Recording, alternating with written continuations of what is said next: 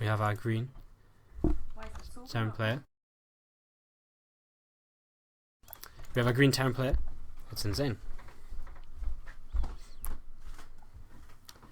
And to the north side of the map, why don't we have music or sound? There we go.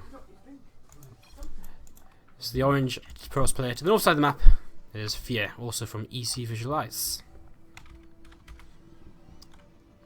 Alright guys, so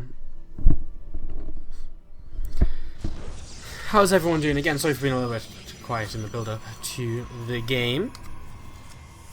Just trying to test my German. And there's probably not many people probably watching the cast right now that are German, because you probably all tune in to take TV, which would make sense. So I won't try and show off my German skills. It never ends well anyway, does it, when you try and show off on stream? It always kind of backfires in some way. Someone calls you out. Even when I try and show off with my English, people call me out. When I try and use fancy words, I get called out, told I'm not using the right words and stuff. So it's probably not a good idea to meddle in different languages. Anyways, we're going into this game. Not really too much to say though, I guess. I mean, it's going to be a bit of a slow start. We're only a couple of minutes in. This isn't Legacy of the Void, so we don't have 5 expansions on the map already by the 2-minute mark. We just have a Rax, a Gas, and a Gateway. And of course a Pylon and a Depot.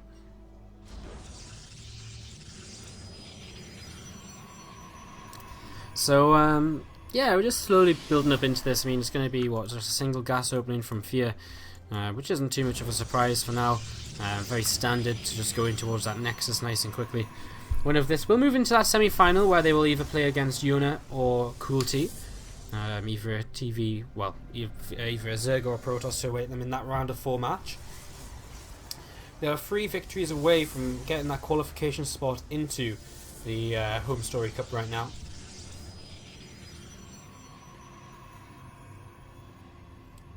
Win this round of 8 and the semi-finals, which are best of 3, and then win a best of 5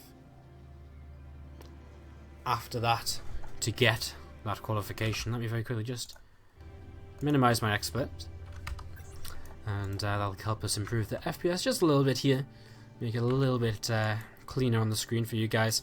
Oh wow, okay, we've got a factory on the other side of the map.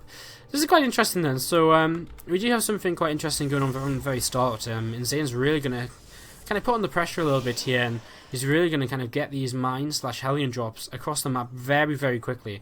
And I'd imagine it's going to be, I mean, could he, if he wanted to lift and place it in his opponent's natural, he probably would have built it a little bit closer. So I imagine this is just going to be either mines or Hellions. I mean, either kind of really work at this sort of point, and we'll see what's going on in a few moments' time. As InZaNe finishes that factory, and there we go. It's going to be the mines coming out. So pretty much just the standard Terran build. Did he skip the Reaper? Okay, he skipped the Reaper. I didn't. I guess it's a super fast factory and a super fast starport, but kind of, you know, the standard set of buildings and standard kind of, you know, it's going to be a mine drop basically. Very shortly here, FeaR is going to realize what is kind of going on. He's going to see that his opponent is. Well, that's just actually really bad for him. He's moving his Mothership Core out on the map, which is going to be kind of his early game defense here. Robo Facility on the way down. This is going to be very difficult for him to deal with initially. First mine out. Medevac will be on the way shortly. Just needs the minerals for that to get that started. And this Medevac will be on the way right now. This Mothership Core is going to move away right now. Continue moving across the map. This is so bad for the Mothership Core. I mean, it's so far out of position. It's not going to come back in anywhere near soon enough to actually help out with this. Because if it recalls, it's not going to be that useful anyways. Robo Facility on its way up, and I mean that Observer will be out shortly. But again, how soon? And this Mothership Core now realizes that he's probably in a little bit of trouble because he sees no natural expansion, and so he'll realize something a little bit different is going on right here. We've got 1 Hellion, 1 mine, and a 2nd Hellion on the way. That Medevac out. He's just going to lift up, wait for that next Hellion, and then he's going to go into that main base. At the same time, Marines running across the map here. The Mothership Core is kind of on this desperate sprint back towards the natural expansion to try and help defend. But InZaNe is on his way in towards this main base, and there we go. With a mine going to be dropped down here. This is so smart. It's going to zone out these Stalkers, and the Stalkers going to have to give up at least one of their lives to be able to move down here and defend the natural expansion. And wow, probes already being roasted over here. Of course, actually one probe just being used as a way to be able to absorb that mine hit, as InZaNe getting some good damage done. If he's paying attention, he can move towards those workers. And oh no, the Hellions might just come in towards these workers anyways, and they're all lined up right now. There's one shot, not quite going to get the second shot just yet though. He's going to fight against the Stalkers instead, and that Stalkers can't actually retreat. I don't know if that was the right decision. I feel as though if he ran the Hellions around, it might have been a better way to go about this. These Marines are going to try and pick up one more worker kill. They will be able to boost away. This mine will go down, and this will be dealt with here. Although another mine in the middle of the line, and one more worker kill goes down. One more worker kill is gained here. This mine will be cleaned up. 11 workers killed again. I mean, this is another scenario where InZaNe, he's killed 11 workers, but it's damage he has to do because his command center is a little bit later than usual. So it's damage he's kind of expected to do. Lifts the factory, lifts the starport, can get out of here, and all that's really left from this aggression is a single medevac with 2 Marines in it, which isn't going to last too long if it tries to fly into this natural, but it might survive if it tries to. Is he really going to stick around with the medevac? Or he's going to pick up a probe, because dropping the Marines was worth it. I was just a bit worried he's going to try and stick around with the medevac and it was going to go down, but he does move it away, which was the right decision here. Going up to 3 racks, starport and factory will land back at home soon enough. And InZaNe doing some good damage here to begin with. So we're going to see an engineering bay added on. This factory and starport again going to land here shortly. Double tech lab building on these racks, because the way you open in this, well, the way he has opened here is in such a way that he doesn't really have access in towards, upgrades for quite some time on his bio unit. So when he does start upgrading, he's going to want that stim and combat shields coming in at the same time to be finishing up all 3 upgrades at the same time. Of course, combat shields plus concussive shells finishes at about the same time as just a single stim pack does. So these 2 tech labs will cover all of that. I mean, a couple of Marauders coming out at a time is going to be nice as well, of course. 2 Marauders being made at the same time is going to really make this army nice and beefy. So you actually have a medevac healed up, and he's going to start heading out for a drop. But FeaR sees this, so he knows this is going to be something he has to deal with here in a few moments' time. And he's starting to build this map vision with these observers on the map, and wouldn't be surprised to see another one perhaps moving over towards the left side in here. In fact, he already has a Robo Bay, so he's actually going to start Colossi production. Yeah, I guess he has Stalkers already in the main base, so he doesn't have to worry too much about that. Photon Overcharge will deal with this drop coming in towards the natural in a few moments' time, which we're just waiting for right now here. In a couple of moments it will eventually appear on the screen, and there it is, coming in, and we'll begin to unload. But Stalker's in position, and immediately this turns around. Doesn't even have to use the Photon Overcharge there, so well dealt with. We'll actually try and drop once more. FeaR doesn't actually, in fact he's a little bit blind. It's like the one position he's a little bit blind on in this natural. He's just going to... well, InZane's going to be able to unload. He's going to come in, and FeaR not paying attention. Is he going to get that Photon Overcharge down just? We'll lose the mothership core though, and these Marines can be lifted. 1 Marine goes down. Nice little trade there. So again, just being a little bit annoying here and there, getting damage done. It's the way the Terran player wants to be early in this game. It's it's a sign of a good Terran player, being able to keep the Protoss held back, pinned back, keep him worried, keep him losing probes. Every single worker you kill is that little bit of that little bit less economy that Protoss player has to boost out that kind of mega army as the game goes on. Is this stream a little bit laggy, guys? Because it looks like the FPS is a little bit crappy on stream, but I don't know if that's just because it's I don't know if that's just me. Please let me know if it's the quality is a bit laggy and a bit crappy, and I can try and fix it up between games or something. So let me know if that's a little bit of an issue right now. I don't know why there would be an issue. But if there is, please do let me know, as we have the next round of units moving across the map from InZaNe. And again, them upgrades all line up. Combat shields +1, concussive shells, stim pack, and he's going to move across the map here, look to see what he might be able to get done. 2 Colossi out. And of course, if all these Stalkers are positioned over towards the natural, then this army could be a little bit annoying. If he just lifts up into all of his medevacs, drops on top of the Colossi, he could do so much damage here. So this is a little bit problematic right now. This observer going to see this army moving forwards, and InZaNe not quite able to spot that there. Of course, it is very hard to spot. It's a little bit easier if you're zoomed in, but still, I mean, you don't really walk around the map zoomed in like this, do you? So it's very difficult to see, as Stalkers are back in position, so the dropping on top of the army idea is not really viable anymore. He's going to stay in a bit of a concave down on the low ground here, but 3 Colossi, I don't think you can quite stick around to really fight this. Stalkers can blink forwards now, and they might decide to do that to chase a couple of Marines, but at the same time they have to be careful, because their units can turn on them very quickly and turn things around. The 3rd CC is finished up for InZaNe back at home. His +1 armor is halfway done. And on the other side of the map, our Protoss player is just moving into that next, moving into his tech switch here. So 3 Colossi and immediately switching out in towards Templar Archive. So this is something which Protoss players are able to do once again nowadays. I mean, maybe not against InZaNe though, in terms of what he's doing right now, because the reason this is coming back into the meta is because SCV pulls fell out of the meta ever so slightly, because we've actually been seeing more of the kind of drop and never stop dropping play. So you're actually a little bit safer to kind of start, building Templar and tech switching out. But InZane's actually already building Vikings, which suggests while he is dropping right now into the natural with a lot of units, it suggests he is still going to attempt to, in some way here, perhaps try and...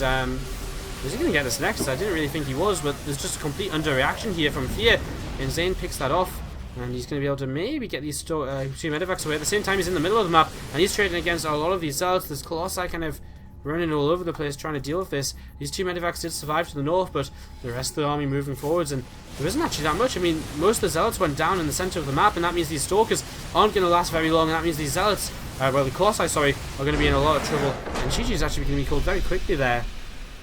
I didn't think that was quite going to turn into GG so fast, but InZaNe really just did a lot of damage with that initial drop and continued to push forwards with that advantage which he gained for himself. So GG, and game 1 goes the way of InZaNe, looking to get himself into the semi-finals here.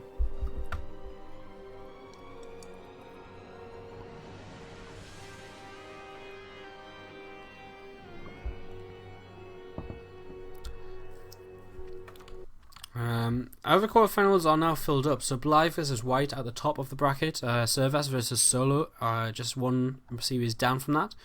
And Leona versus Cruelty, InZaNe versus FeaR are our 8 players who are in contention for a spot in the HomeStoryCup. FeaR and InZaNe are going to get loaded up into game number 2 here. And once we get our invite and into the game, we'll be all set and ready to go. Let's see what map this is going to be. Varney is a map which I feel as though both players would have been quite content to play on. I wonder what else was kind of vetoed out here. I mean, we're probably not going to see Inferno Pools or anything. We're going to get invited into Inferno Pools, wow. That's kind of crazy. We actually barely ever see Inferno Pools.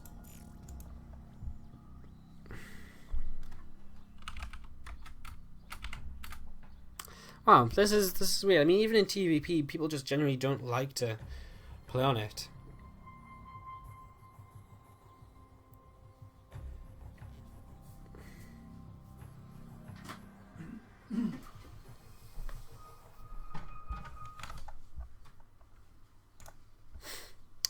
Alright, so just waiting to jump into this.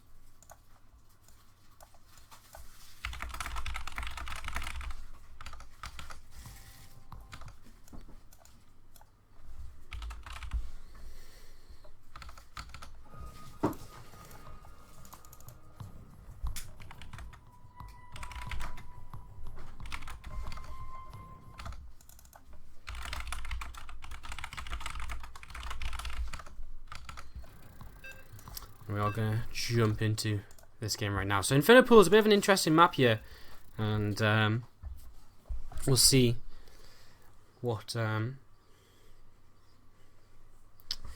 is going to happen, because this is a very weird map, and again a map we really don't see all too often at all.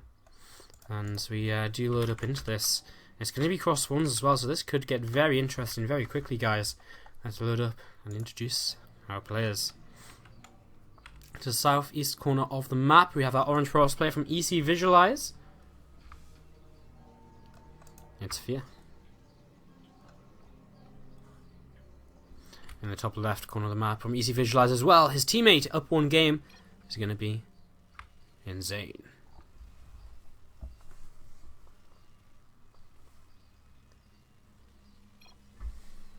We're talking about Masters League in chat.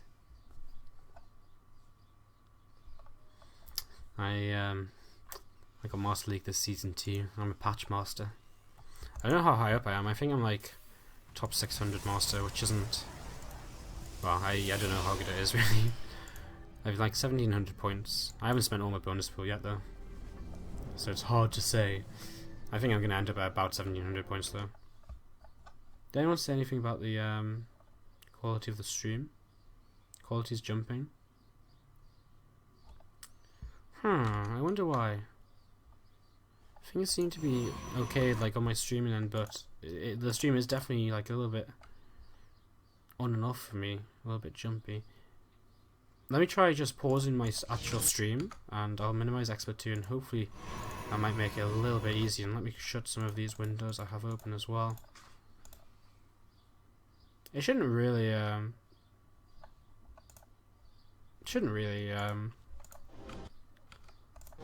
be too bad if I just close everything. It shouldn't really be worse than usual anyways.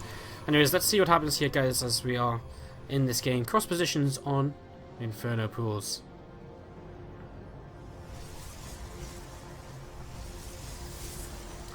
As we do have a very standard set of openings from both players. I mean, Reaper expand. From FeaR, we're just going to be seeing a pretty quick Nexus coming down here. We are cross-spawned, of course, on Inferno pools, so it's going to be, again, an interesting game. I think a map where drop play can definitely be very effective. But at the same time, it takes you so long to get the drops across the map, and it takes you so long to reinforce. It really will, you know, give the pros player a lot of time to prepare, a lot of opportunities to see the drops come in, for example. And yeah, it's gonna be intriguing, because I mean, you just don't see that many games on Inferno pools. I know when I play TvP, I mean, obviously I'm not at the level of these guys, but when I play TvP, I feel like it's kind of annoying on this map because it's very difficult to take advantage of a timing, especially in cross spawns, because it's just so hard to move across the map in time. You have to kind of know you want to hit minutes before you actually hit. So if you kind of see that you've done damage with a drop, you know, by the time you get across the map, he's kind of already set up defensively to defend you coming across to kind of take advantage of that. So kind of interesting. This Reaper going to run past that probe there, and FeaR going to see that his opponent does not have an expansion on the low ground, so we'll continue to hunt him down.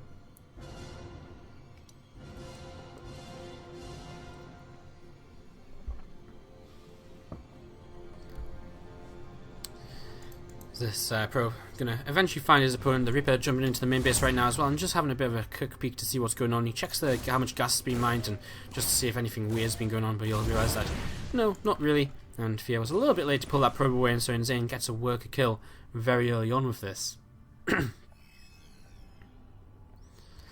You guys, you say you joke about how many games people played. Apparently, I think it's Chappy played 123 games yesterday, which I don't even know how it's possible, but we were talking about in one of our Skype groups that he played like 123 games yesterday.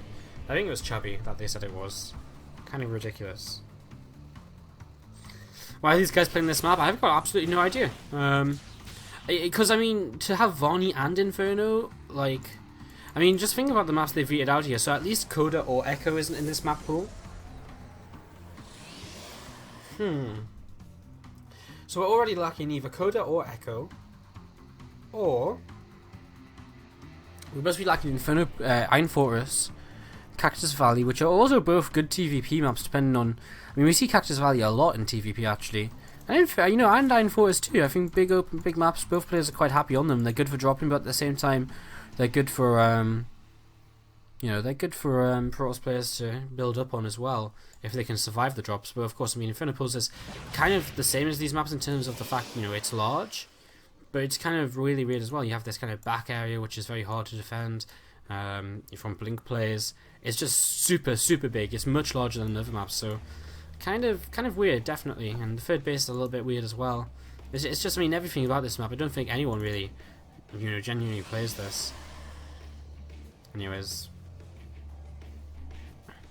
we see FeaR just moving around with a few stalkers in his main base here, preparing. I mean, he doesn't know right now what this opening was, and it was a little bit of a different opening. In fact, he doesn't know anything. It was a different opening from InZaNe, who went straight into extra barracks here, instead of going for kind of mine drop play. He's actually got a lot of Marauders and Marines out already, and he's beginning to move across the map, and this could completely catch FeaR off guard, because this is not the sort of positions where you expect a Terran player to just very early in the game move across the map on foot and try and kill you. He's warping in some stalkers here, but again, I mean, the rest of his stalkers surely have to move across the map to try and do something. I mean, 3 stalkers on their own aren't going to do much at all. I mean, he's going to be able to get up to 6, but I mean, does he have, yeah, only 3 gateways, so he's going to be able to get up to 6 here, but I mean, what's he going to achieve with 6 stalkers? Actually a lack of Marauders coming out from InZaNe though, which means that he's not really going to be able to do too much here. And as the Stalker's going to find only a few Marines here, but this has to surely alert him that something weird's going on. I mean, even if a photon overcharge on this natural, I don't think there's going to be enough to stop these units just killing it. There's so many Marauders here, the DPS is going to be insane, and this Mothership Core is going to go down very quickly. Use the time warp here to slow these units a little bit. He's actually just going to fight against these probes which are being pulled in towards the army. The Stalkers as well will begin to go down. The photon overcharge will continue to work against this. At the same time, we see SCVs pulled to help against the Stalkers at his opponent's main base. He's actually going to go into the main, and of course, there isn't another photon overcharge available, so these Stalkers continue to fall, and FeaR he is maybe in a little bit of trouble here. He's already lost a lot of workers, and he's just going to keep on losing more. Without that second fort and overcharge, he cannot defend his main, and it's actually just going to be a GG, and very quickly.